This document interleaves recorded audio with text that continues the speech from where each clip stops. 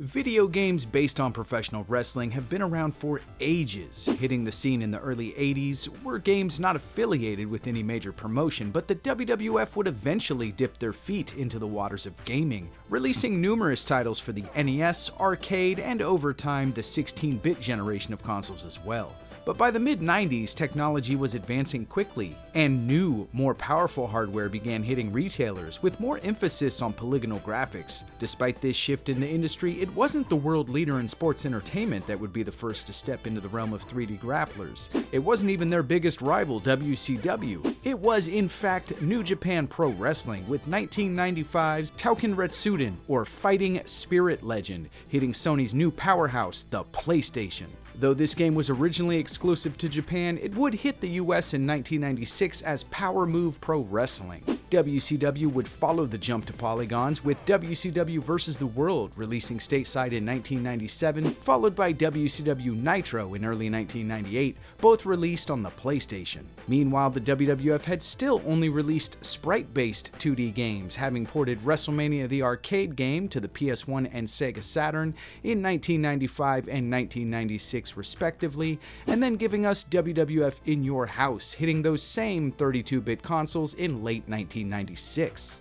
But behind the scenes, something new was in the works, as Sculptured Software, a subsidiary of Acclaim, were hard at work on the WWF's newest addition to their already large catalog of video game releases. In late 1997, previews would give us the first glimpse of WWF 98, boasting fancy new visuals, an arsenal of over 300 motion-captured moves, and something we've yet to see in a 3D wrestling title here in the States, a Create a Wrestler mode. Some aspects of the game engine and visuals were borrowed from other Acclaim titles such as NHL Breakaway 98, specifically a feature known as soft skin technology, which allowed for 3D models to be created without seams or awkward visual clipping where movable body parts are joined together, something we had seen a lot of issues with in early 3D wrestling titles. During the first quarter of 1998, work on the game would enter its final stretch, while the name of the project would be changed to WWF War Zone, the same title used for the second hour of the promotion's weekly television show Raw is War. The development team of just 20 staff would now be known as Iguana West, with half of the group working on the PlayStation version and the other half on the N64, the latter of which would see some delays due to the team not receiving the console's development kits on time. Alongside the 32-bit versions, there was also production taking place for a Game Boy release of Warzone, being handled by Crawfish Interactive. Needless to say, this variation of the game doesn't feature three-dimensional visuals, but it would be the first to see a release, hitting stores on June 10, 1998. The PlayStation version would soon follow on July 24th, and lastly, the N64 on August 11th. These releases would be published under Acclaim Sports, a division of Acclaim that was created in 1997 in an attempt to compete with the massive success of EA Sports. Rated T for Teen. Step into the War Zone with 18 of your favorite WWF wrestlers. Kick, punch, and slam your way through exciting match types like Tag Team, Cage, and the bone-crushing Weapons Match. Take on the Challenge mode as you battle your way through the Federation for Supremacy and WWF Championship Gold. And experience the first of its kind Create a Wrestler mode. But do you have what it takes to step in the ring without hitting rock bottom? WWF War Zone, coming to Sony PlayStation, Nintendo 64, and Game Boy. And before we jump back into this one, I want to ask you, were you Team PlayStation or Team Nintendo 64 when it came to Warzone? I grew up with the PlayStation copy, so I'll always be partial to that version, but I'm truly curious to see which platform of this game you guys grew up with, and I want to hear some of your stories. By 1998, the hottest name in the promotion, and arguably all of wrestling, had become Stone Cold Steve Austin. So it's no surprise that this would be the superstar to grace the cover. Most wrestling video games before and after Warzone would feature elaborate cover art with multiple wrestlers, cropped-in backgrounds, and intricate visual effects. This no-frills image would consist of Austin performing his famous turnbuckle taunt from a low-angle perspective with the title in the upper left-hand corner. Oddly enough, while the logo used for the broadcast of the television show would appear in the game, it wasn't used here for the cover art. Instead, we see a much cleaner, simplified version used specifically for the game. Overall, I feel like this visual truly represents the change within the promotion and the business overall. This isn't the kid-friendly WWF of old. This is the Attitude Era, the shifting of the tides, and the evolution of their games. While the Nintendo 64 was limited when it came to digital audio and video due to the console's use of cartridges, the PlayStation would utilize compact discs, allowing for around 10 times more storage capacity and the ability to feature full-motion video with crisp digital audio. Because of this, the N64 version lacks a proper opening sequence, while the PS1 gives us a glorious montage of early Attitude Era clips set to Raw is War's theme song from the time, Thorn in Your Eye. While I can't show this intro without getting flagged, I can assure you that this was enough to excite even the most unenthusiastic of fans, and even when comparing the logo sequences on both consoles, we can see a stark contrast with the N64 using polygons here. The PlayStation version would also feature a pre-rendered video closely resembling the opening from WWF Raw is War, taking the player through an abandoned warehouse and over to the freight elevator, which will act as the main setting for the game's menus. These are grungy and industrial, and as one would likely expect during this era of WWF. Moving right along to the roster, we see a total of 16 WWF wrestlers available from the gate, with superstars that were active at the time of the game's release, including Farouk, Goldust, Mosh and Thrasher, Kane, Ken Shamrock, Mankind, Owen Hart, Steve Austin, The Rock, Triple H, and Undertaker. The game would also include Shawn Michaels, who was still signed to the roster but had previously retired from in-ring action due to injury. Ahmed Johnson would also make the final game, despite leaving the WWF a few months before Warzone was released. But the most interesting inclusion would be Bret Hart and British Bulldog, both of whom left the promotion after the infamous Montreal Screwjob in late 1997 and were now active wrestlers for rival WCW. They would also be included in that promotion's 1998 video game release, WCW NWO Revenge for the Nintendo 64. Kane was added later in the development's timeline, as his debut would take place in October of 1997, though the fact that many of his assets were taken from The Undertaker made this late addition less of a challenge. Cactus Jack and Dude Love are featured as unlockable wrestlers, along with an alternate version of Steve Austin with an exclusive attire and maxed out attributes, simply known here as Rattlesnake. Additional unlockable original characters include Sue, seen in the game's career mode as the Belt Girl, Pamela, who according to some web pages was an employee of Iguana, not sure if that's true, Trainer, who can be seen here in the game's training mode, of all places, and the cross-promotional edition of Turok, yes, the Dinosaur Hunter, the last of which is only achievable with use of a Game Shark. When a wrestler is selected in the PlayStation version, their picture shatters, revealing their in-game model, while on the Nintendo 64, this shattering effect is absent. And speaking of these images, if we look back at previews for the game, we can see that different photos were used for the wrestler select screen. While it's true that these early wrestling titles typically featured smaller rosters, this one is still a bit on the lean side, if I might say so myself. 1997's WCW vs. NWO World Tour would feature over 40 wrestlers, and while many of those were fictional characters, we would still get over 20 WCW and NWO grapplers to choose from. WCW NWO Revenge would release just a few months after Warzone and would boast a massive selection of over 60 wrestlers. The lack of a larger roster was also noted by a few publications at the time of the game's release, and there are a few notable names missing here, with arguably the biggest omission being Vader. He was with the promotion before development started and didn't leave until after the game would release, so I'm really curious to know why the developers didn't choose to include him, as it seems he would have been a given. The same could be said about the Legion of Doom, whom in hindsight should have beat out the Headbangers for the game's main tag team inclusion, but I know the WWF had big hopes for the Headbangers, so that's probably why they're here. And others such as the New Age Outlaws, Mark Marrow, and Jeff Jarrett also come to mind when thinking of wrestlers that didn't make the cut. Overall though, I'd say given how far back development started and the challenges of creating a brand new 3D game from scratch, it's not bad overall. Each wrestler features 2 attire options to choose from, Ahmed sports his traditional red trunks with a black variation that I'm pretty sure he's never actually worn. Austin's trademark look is accompanied by a version with his entrance vest. Brett sports either his mostly black with pink singlet, which was worn during his final years with the WWF, or his all-pink attire, which is based on one of his early 90s looks. Both the Bulldogs designs that are featured here were seen during 96 and 97, and funnily enough, Davey would make the switch back to long tights upon his return to WCW, which can be seen here in Revenge. Farouk has his NOD singlet in addition to a topless version, another look I don't recall ever seeing. This Goldust attire is one of my favorites after he swapped the white accents from his 95-96 look to black as seen here. His alternate, however, well, yeah, this was during his artist formerly known as Goldust phase, and Michaels was seen in early previews for the game wearing his red and white hard tights, which is still seen here as his secondary attire, but his black and green tights from DX In Your House were made his default selection, one of the truly underrated attires in wrestling, and it's a shame we didn't get to see more of it. Triple H's weird Hunter Hearst Helmsley era of tights that he still wore in the days of early DX are here, with an added DX t-shirt for his alternate.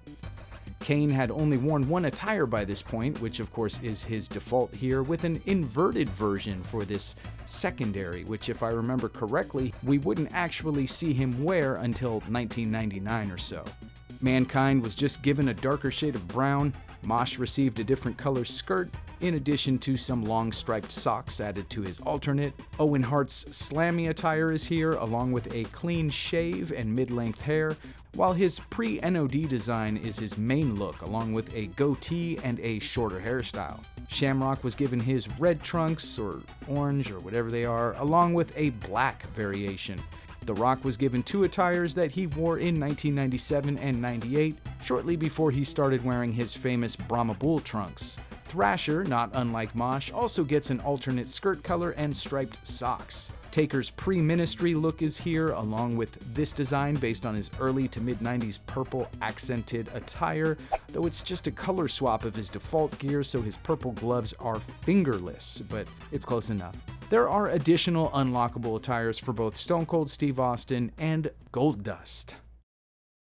While you can obviously select your own wrestler, you cannot select your opponent. And sometimes the computer will even choose the same superstar that you did, placing you in a mirror match. While standard exhibition matches don't feature entrances, we do get a brief introduction of sorts by our commentators for the night, Vince McMahon and Jim Ross. Once the bell sounds, those that are new to the acclaimed series of 3D grapplers will likely notice that War Zone doesn't play like many other wrestling titles from around this time. But to be fair, there wasn't necessarily an industry standard set by 1998, so many developers were toying around with different gameplay mechanics. Take the Aki titles for example. Those had user-friendly pick-up-and-play engines with strikes and grapples easily performed by simple button commands. Inland Productions, the developers of WCW Nitro and WCW NWO Thunder, went the way of a more complicated system, not unlike what we were accustomed to with fighting games at the time, with sets of button combinations needed to perform moves. Warzone would lean more towards the side of the latter, with the player needing to input combinations to successfully pull off most moves. So while we do see designated buttons for things like punches, kicks, tie-ups, blocks, and running, you might be required to press something along the lines of right, up, and kick to perform a simple move such as a snapmare. This applies to both standing next to opponents as well as within the tie-up position. The obvious frustration here is the fact that these inputs require memorization unless you pause the game every few minutes, navigate to the moves list, review your next move, and return to the game. This, of course, slows the pace of the action and isn't even available in all match types like tag matches, for example. This system works well for those aforementioned fighting games because characters in those titles might feature 5 or 6 special moves, but with everything from scoop slams, suplexes, and even submissions being tied to these combos, it's a lot to memorize for the more expansive movesets of a wrestling game. The good news is that many of these moves are a bit on the predictable side. For example, I think just about every wrestler has a move assigned to the command left, right, and tie-up, so one should be able to figure out at least a few moves by way of guessing, at least after playing through a few matches. Running strikes and grapples can be performed, though they aren't specific to a designated button as they are in most titles, so pressing kick, for example, while running towards an opponent could deliver a drop kick or a tackle depending on the wrestler you've selected. Climbing the turnbuckle as well as diving attacks are both done with just the simple press of a button, as are attacks from inside to outside of the ring. Standing and running ground strikes are also mapped to the punch and kick buttons. And the tie-up button is also used for things like pinning, picking up weapons, and picking up opponents, based on where the player is standing when the button is pressed. Taunts can be performed by pressing either punch with block or kick with tie-up. I always hated that you had to press 2 buttons to taunt. The block button can also be used to reverse certain moves if timed correctly, though I've never really been able to master this, and it still feels like every time I hit a reversal, it's purely luck. The most complicated of the move combinations, however, is reserved for finishers, and unfortunately, these are not listed in the game's pause menu with the other moves. And to add insult to injury, the instruction booklet lists only 3 of the game's finishers, while stating, and I quote, "Each wrestler has a special finishing move to devastate his opponent. We'll provide you with a few, but you'll have to experiment to discover the rest." Experiment? You expect me to try what feels like an endless amount of commands until finally, just by luck of the draw, I land something? Even Nitro and Thunder listed their finishers in the manuals, and Warzone's sequel, WWF Attitude, would include these inputs in the pause menu move list. Once you discover these combinations, you'll likely want to perform these finishers, but you'll first need to meet the appropriate conditions to do so. At the start of a match, each wrestler's health meter is green. Every time the meter has been depleted, the wrestler will become stunned, accompanied by a blue meter that decreases until the wrestler comes back to, and the health meter has refreshed. After each of these cycles, the health meter will slowly change from green to yellow, from yellow to orange, and eventually to red. Wrestlers are the most likely to be defeated during this point, with pin and submission meters being harder to defend as the match progresses and health deteriorates. In addition to this, wrestlers whose meters have gone red are now vulnerable to finishers. Sharpshooter, Dominator, Tombstone, Sweet Chin Music, Stone Cold Stunner, and Rock Bottom, amongst others, are all here and pretty accurately represented. In fact, though many wrestlers do share common moves, these movesets in general are pretty true to life and feature some signatures like Taker's Chokeslam, Shamrock's Belly to Belly, and Austin's Thez Press. Still, you'll notice some familiar moves shared across multiple wrestlers' movesets, such as the Gut Wrench Powerbomb, which I swear everybody has. Gut Wrench Powerbomb! The animations for the game were all motion captured by non-WWF wrestlers, resulting in a pretty smooth depiction of each move, though some can come off as a bit awkward looking and even rushed. Still, there were games that came after this with worse looking animations, and let's not forget, this was the first of its kind for both the WWF and Acclaim. In addition to that health system, there is a momentum-based functionality here as well. Perform unique moves, taunts, and strikes successfully without being repetitive in your selection, and the crowd will shower you with cheers and chants. When this happens, the damage you inflict on your opponent is multiplied, leading to his health meter being depleted much quicker, and pin and submission meters harder for them to recover from. But opposite of this, if you spam the same attacks or get continuously blocked or reversed, the momentum can swing in the opposite direction, resulting in your opponent winning over the crowd. While I don't necessarily favor this system over others, I can appreciate the innovative approach here. It's also possible to summon help down to the ring from the locker room with, you guessed it, unique button combinations that are specific to each wrestler. This also will result in you losing the match when you win the match, which doesn't make sense. The PlayStation and Nintendo 64 versions had their differences, and one of the more obvious contrasts would be the controls, because the N64's peripheral wasn't exactly conventional when it came to button layout. Sure, it worked well for games that were exclusive to the console, but for many cross-platform titles, specifically fighters, things could get a bit weird. I'm sure those that grew up with this version find it just fine and maybe even prefer it to the PlayStation version when it comes to controls, but as somebody that grew up with a PS1 copy, this one just never felt right to me. I'm always fumbling around the C buttons trying to remember what does what, and my brain usually defaults to the configuration used by the Aki titles, since those are the wrestling games I played most on this console. Either way, the gameplay here gets a lot of criticism these days, and while it's warranted, I still find myself getting more enjoyment out of this than I should. Things are a bit sluggish, and the button combos slow things down even more, but overall, I'd have to say for such an early 3D grappler, they could have done a hell of a lot worse with the gameplay mechanics. This is the point in the video where I usually jump into match types, but I'm going to pivot a bit here because I can't stress the significance of this next mode enough. It even feels like at times, Create a Wrestler modes have become bigger even than the games that house them. I mean, I had friends growing up that didn't like wrestling at all, no matter how hard I tried to push it on them. Yet they'd come over and they'd spend hours creating their own magnificent monstrosities, and they'd step into the ring with them to square off against the WWF's best, and they had a great time doing so.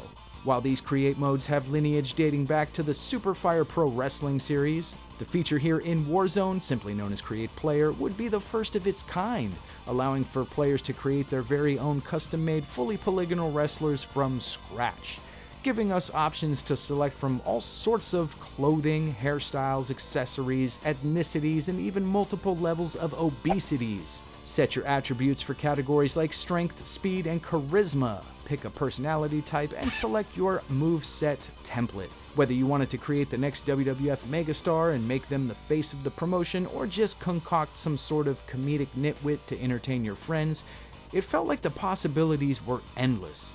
But of course, they were not, as there are a few things missing here that would become standardized later on in the genre, such as being able to customize your wrestler's moveset, or select from individual facial items like different noses, eyes, etc.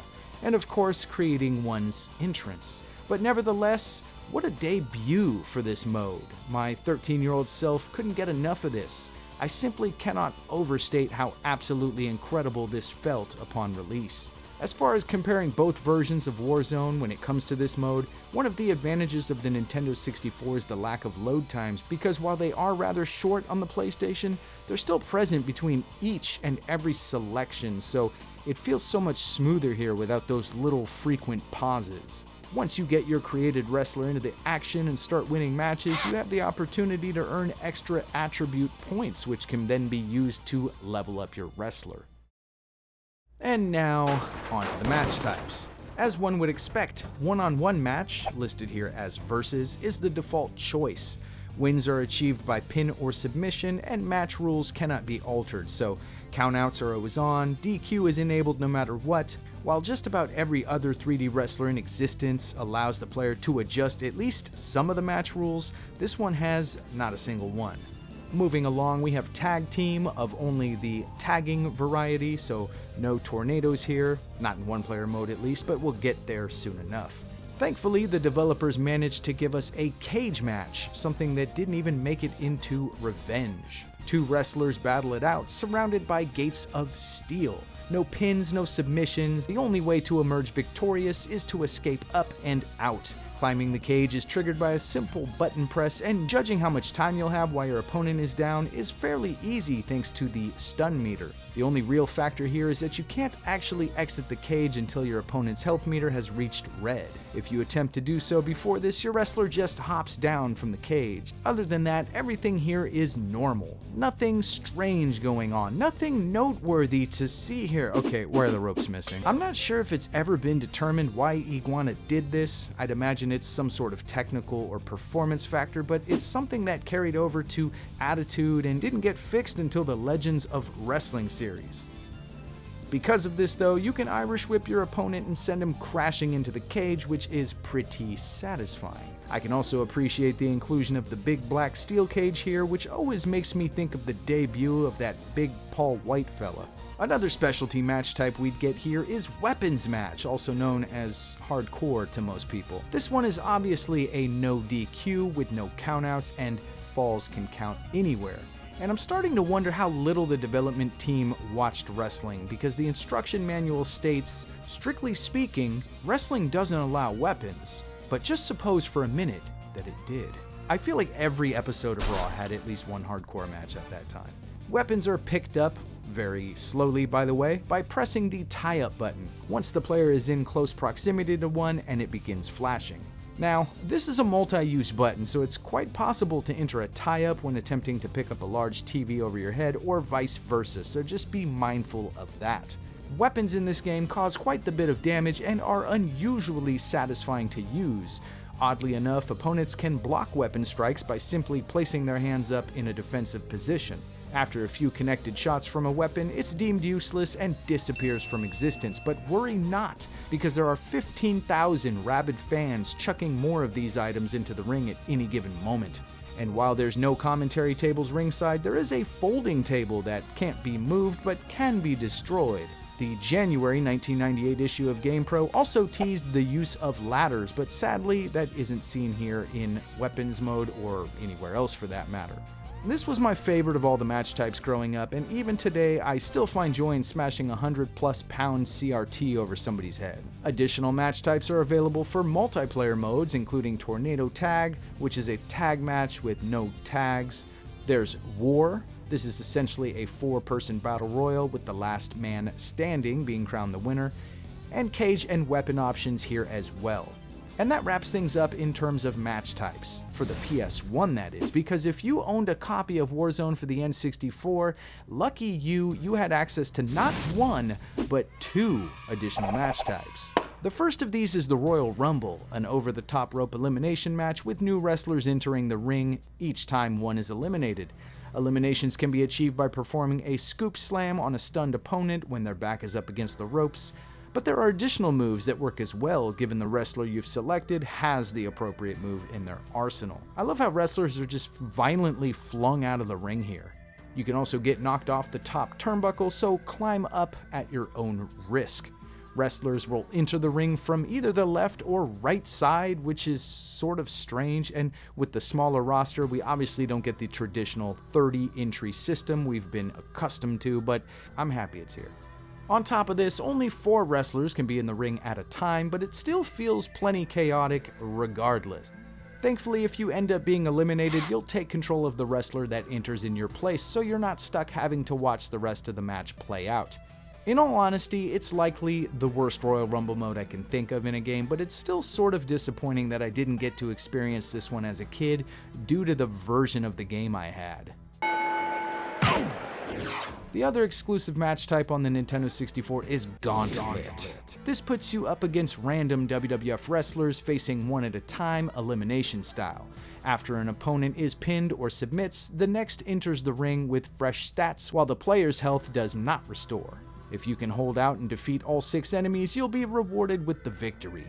This provides a decent challenge, and again, sort of bummed that I didn't get to play this one back in the day. I ended up with the PlayStation version of Warzone because that's what released first, and at the time I didn't realize there would be additional match types on the N64.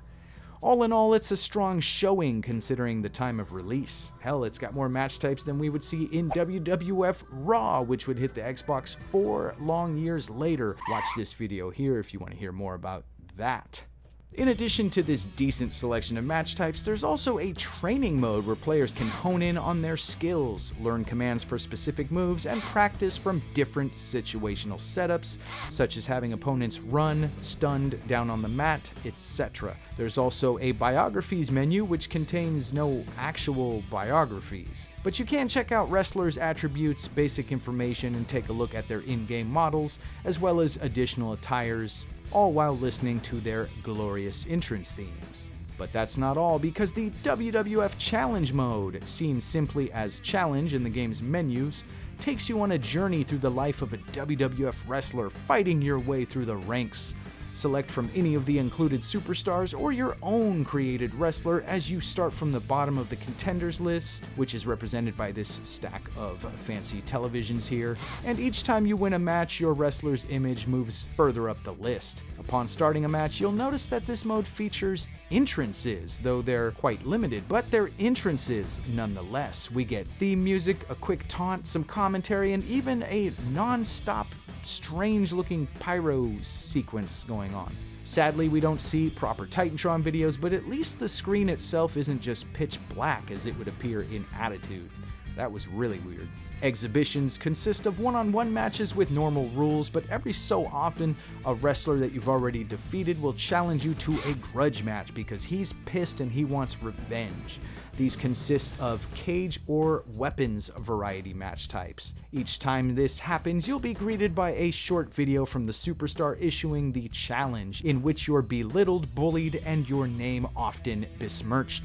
Despite the poor audio quality and corny green screen effects, these are fantastic little nuggets in time that I still enjoy seeing. And this, of course, is where those now infamous Ahmed Johnson videos came from. You know, the ones where you can't really understand anything he's saying. I know that's most of his promos.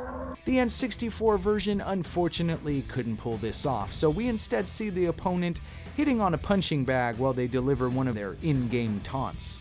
As you progress through the mode, you'll get a shot at the Intercontinental title, which, if won, lands you a cover spot on the latest issue of Raw magazine. Also exclusive to the PS1 are these animated cutscenes that play out along the way, where this seductive young lady seduces your wrestler from her fancy classic car in the seedy back alleys of the War Zone. The fact that these are CG feels a little out of place paired with those live action clips from the WWF wrestlers. Such a stylistic contrast between the two, to be honest. Getting back to the mode, after you win the IC belt, this system of exhibition and grudge matches continues until you're finally given a shot at the WWF World Heavyweight Championship. Win this and you'll receive another magazine cover spot, but this time on an issue of WWF magazine. WWF.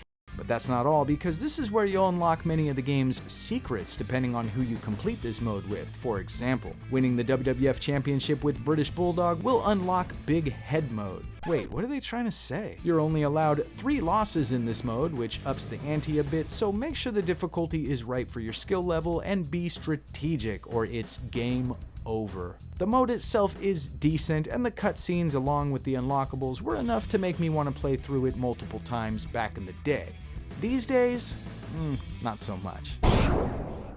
Visually, Warzone did some things better than many competitive titles from the era, while other components of the presentation fall a bit flat. The wrestlers' models themselves were really impressive for the time, with realistic face scans, detailed attires, and seamless bodies, thanks to that soft skin technology. If you compare the visuals to WCW vs. The World, released the previous year, there's quite the distinct difference. While wrestler models on the PlayStation featured more polygons and larger textures, they were reduced in matches where there are more than 2 wrestlers on screen at a time.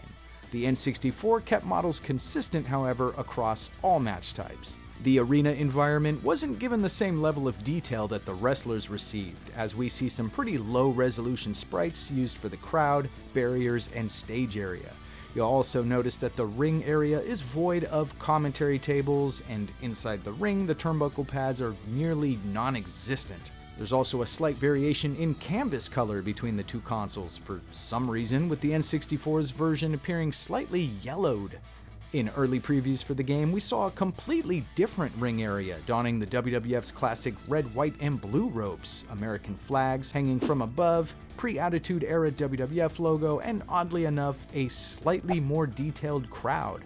The use of a broadcast camera angle here was something that gave the game a bit of an authentic feel, and would be the only Acclaim wrestling title to do so, as WWF Attitude, the ECW games, and even the Legend of Wrestling series would slide the camera over to the side opposite the entry area. Another large contrast between the two versions of Warzone would come in the audio department, of course. While the N64 could convert pieces of digital audio into lower quality versions while retaining most of the track's integrity, they still opted for MIDI versions of entrance themes instead. This resulted in some fairly poor recreations of some iconic WWF themes from the time, such as D-Generation X,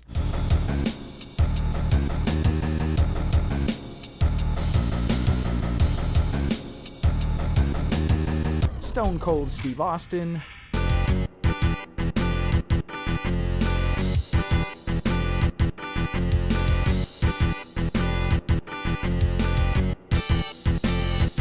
and of course, everyone's favorite MIDI theme song, Ken Shamrock.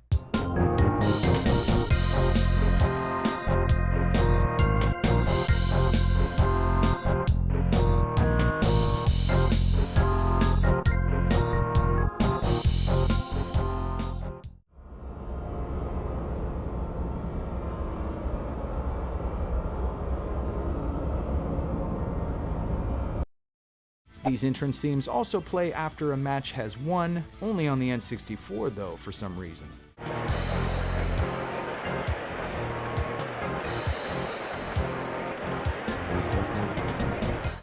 We just get an awkward silence and blank stares on the PlayStation.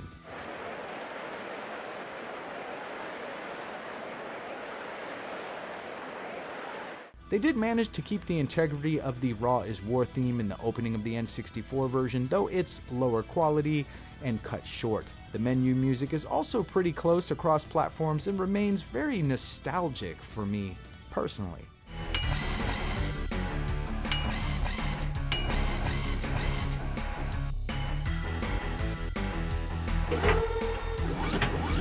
Thankfully, commentary remains fairly high quality across both platforms.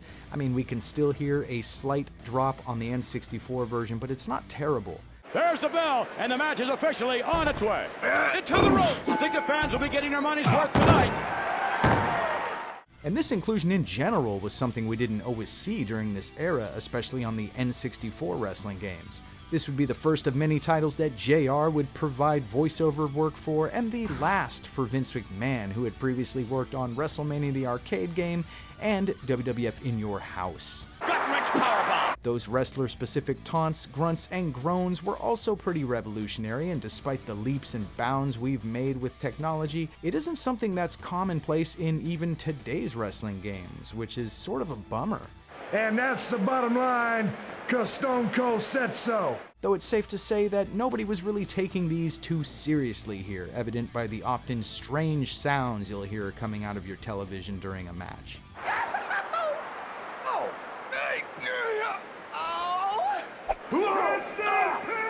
Just swallowed my tongue ring. Members of the crowd will also yell out random compliments and insults, and these also have a decent amount of comedic charm to them, whether intended or not. Ouch! With all of this audible goodness during matches, the absence of music doesn't really feel out of place as it might on, let's say, one of the Aki titles if you turn the match music off.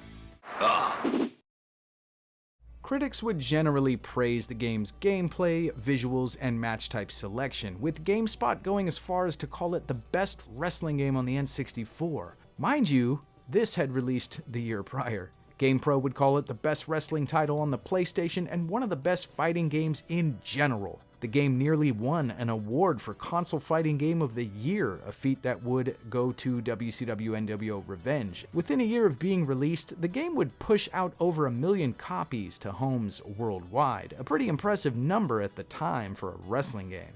People are quick to throw shade at WWF War Zone, and I get it. It doesn't play like what we would become accustomed to, thanks to the likes of Aki and Ukes, but this was one of the first of its kind in this generation, and maybe it was due to my age or my extremely unhealthy level of wrestling fandom at the time, but I played this game constantly. I was glued to it.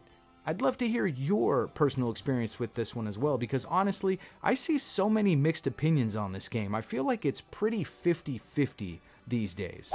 As always, thanks for joining me on this magnificent trip down nostalgia lane, memory lane, whatever it's called. I hope to see you all back here for the next video. Take care, and bye-bye for now.